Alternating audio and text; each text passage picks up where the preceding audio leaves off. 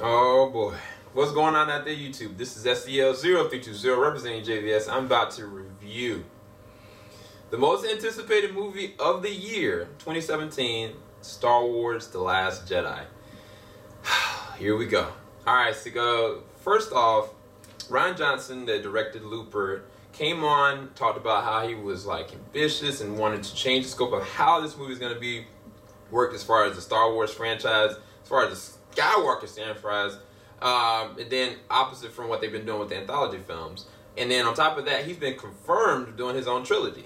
From what he was able to do with this, I'm very intrigued with what he's going to do with his own trilogy, because he was able to direct this very well. But let's go into the different things about the movie. From the set pieces, from the set designs, to the practical effects, to the practical creatures, and the lifelike things throughout the entire movie.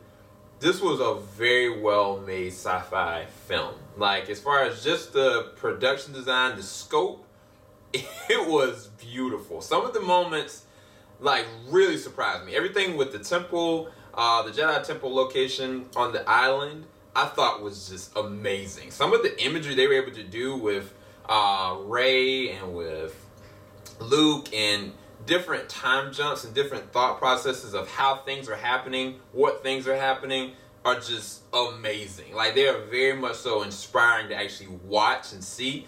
Towards the third act, there's this one moment on this planet that's basically made of salt. I've never seen anything like this in a Star Wars film.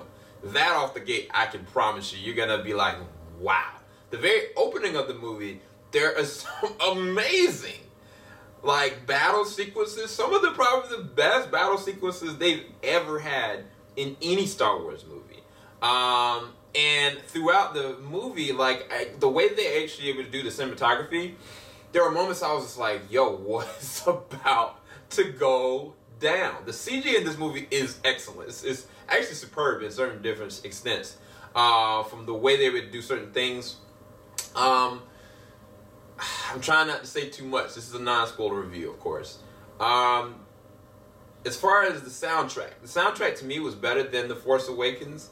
But it doesn't elevate it to that upper level, you know, to where I've seen John Williams go. But this is definitely a step up and in the right directions. There are certain moments where the music cue changes and shifts when there is dialogue between two certain characters. And definitely the sequences wherever it's on the island, whenever it's actually in space, and whenever like Supreme Snoke is brought into the fold into this movie. I'm not going to talk to you about anything what the characters are doing, but I can definitely say from a performance standpoint, this is definitely Mark Hamill's, possibly his best since The Empire Strikes Back performance of Luke Skywalker. Like, he nails Luke Skywalker. If you ever doubted, you know, what he was able to do, what he should be, what you think he should go, regardless of what direction Luke is being platformed into this movie, Mark Hamill nails it. Daisy Ridley, again, powerhouse. The scenes that, it was weird. There was one scene in the dark that surprised me, because Daisy Ridley just acted it so well. Like, the emotion was just dripping. And it was like a dark sequence. I don't think I've ever seen like a well cried out moment like that in the dark that's actually been filmed. Adam Driver was given a lot to do in this one as far as acting and ability, physicality. They gave him a lot to work with in this one. John Boyega, towards the third act, I really love what they did with him.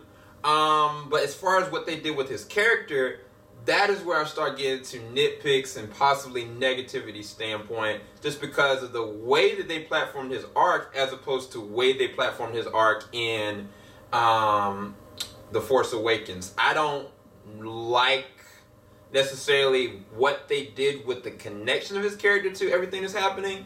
But I did enjoy the entertainment value of him interacting with this new character in Rose, and what they had him do, and his self-assurance about who he's supposed to be. Poe Dameron had, to me, a better arc than what they did with John Boyega's character in Finn in this one, because I can see where Poe is going, you know what I'm saying? And oh my gosh, R.I.P. to Carrie Fisher, because she, I don't want to call her a goddess, but what they were able to do with her, it was beautiful. It was beautiful. There is a negative that I can say about what they did with her character in certain instances that I feel like this is where I get into the negatives of the film. I feel like the film is so ambitious, has so much potential of story weight and elevation that I felt like they pulled back, you know what I'm saying, the punch.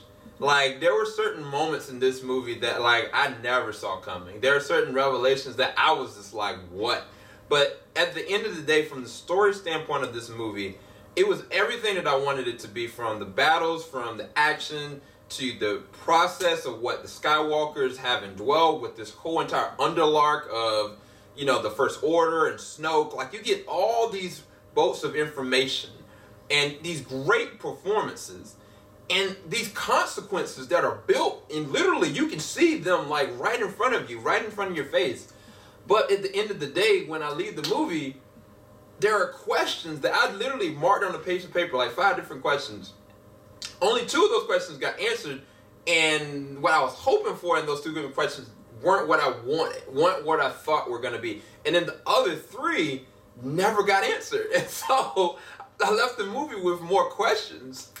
And because I left the movie with more questions, I don't know where to rank this movie. I don't even know if I necessarily can give this movie a rating, but I'm going to try my best with that because I love the ambitiousness of this film. I love the way it was directed. I love the way the performances were in this movie. I love the fights. I love the battles. I haven't told you guys anything about the meat of this. When I get to my spoiler review, there are certain Easter eggs, there's certain moments, dude, that I just cannot.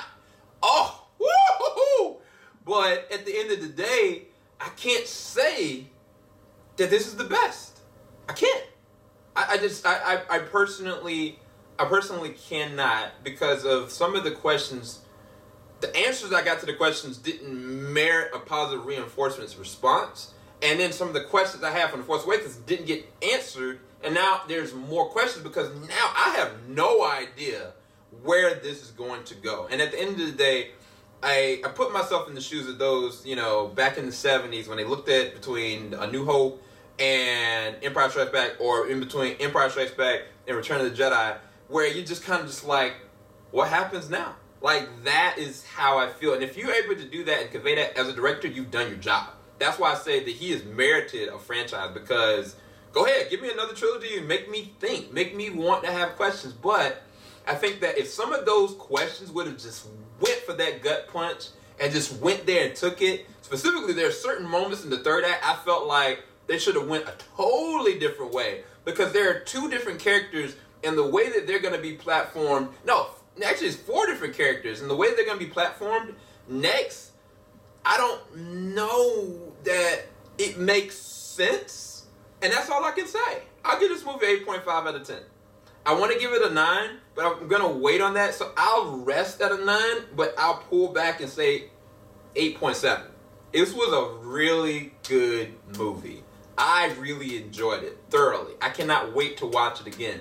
This was my most anticipated movie this year, but I think that I shouldn't have had as many questions as I do have.